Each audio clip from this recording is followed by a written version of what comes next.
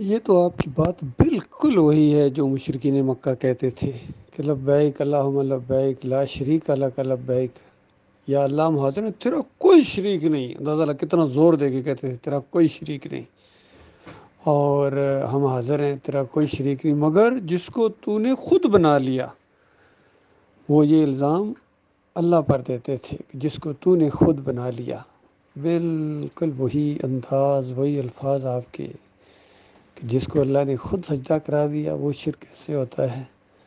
تو یہ بہت بڑا الزام ہے، اور ہر مشرک کو اپنے انبیاء پر بھی اور اللہ تعالیٰ پر بھی اسی طرح کے الزام لگاتے رہے ہیں۔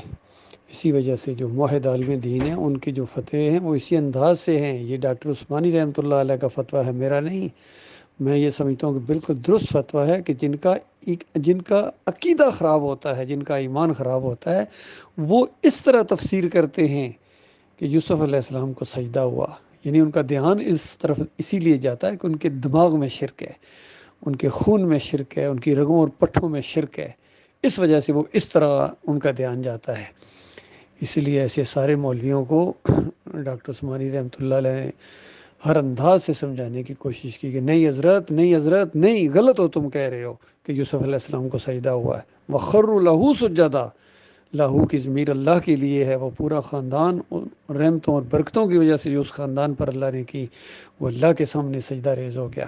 تو اس انداز سے، اور کہیں کہا کہ حضرت یہ خواب کی تعبیر کا ایک انداز ہوتا ہے، جس طرح 7 موٹی گاؤں کو دبلی گائیں کھا رہی تھیں تو وہاں یہ معاملہ نہیں تھا کہ کسی گائے نے کسی کو کھایا ہو، یہ تعبیر کا ایک انداز ہوتا ہے کہ یہ خشک سالی ہوگی اور دوسرے سے مراد ہریالی ہوگی، اس انداز سے یہ بات ہوئی ہے۔ تو یہاں بھی جو لی ساجدین آیا ہے یہ ایک خواب کی تعبیر کا انداز ہے، اور یعقوب علیہ السلام نے یہی تعبیر اس کی بتائی اسی وقت۔ یہ نہیں کہا کہ ہم تمہیں سجدہ کریں گے، کہا کہ تجھے اللہ منتخب کرے گا اور تیرے اوپر نعمتیں اس طرح پوری کرے گا جس طرح تمہارے ابا اجداد ابراہیم اور اسحاق علیہ السلام کے اوپر کی، اسی طرح اس خاندان کو اللہ تعالیٰ عزت عطا فرمائے گا۔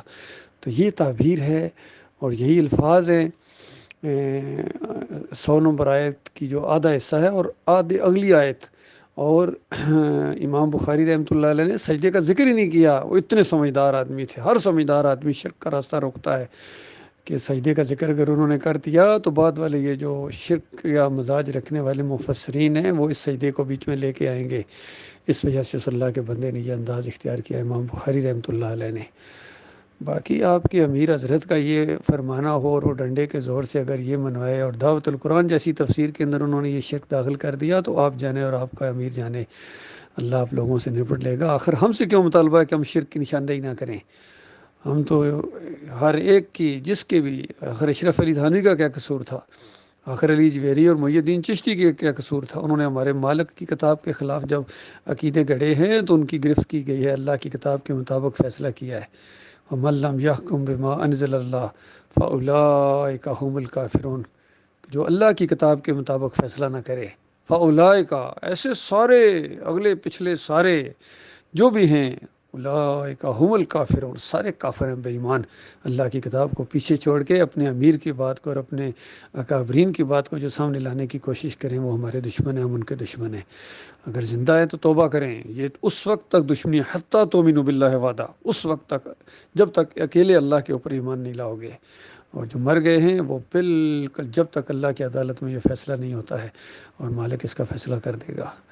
اس لیے کہ یہ جماعت توحید کی بنیاد پر اٹھی، اس دور کے اندر شرک کے رد میں اٹھی اور کفر بالطاغوت کے انداز سے یہ جماعت اٹھی، تو اس کے اندر یہ طاغوت پیدا ہو گیا اور تم لوگوں نے اس کی پوجا بندگی کرنا شروع کر دی، اللہ کی کتاب کو پیچھے چھوڑ کے محمد حنیف کی بات کو مانتے ہو۔ شرم نہیں آتی؟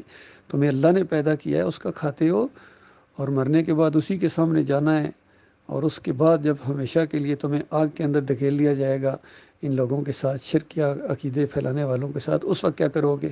اس وقت بحثیں کرو گے؟ وہاں ابھی موقع ہے، توبہ کرو۔ بالکل اس طرح کی تفسیر نہ کرو، یہ مشرکانہ تفسیر ہے محمد حنیف صاحب کی، نشاندہی کی گئی ہے۔ باقی آپ جانے اور آپ کا کہاں جانے، ہمارا کام تو بتا دینا۔ مانو گے اپنا بھلا کرو گے، نہیں مانو گے اپنا نقصان کرو گے۔ بالکل اس معاملے میں لکم دینکم ولی دین۔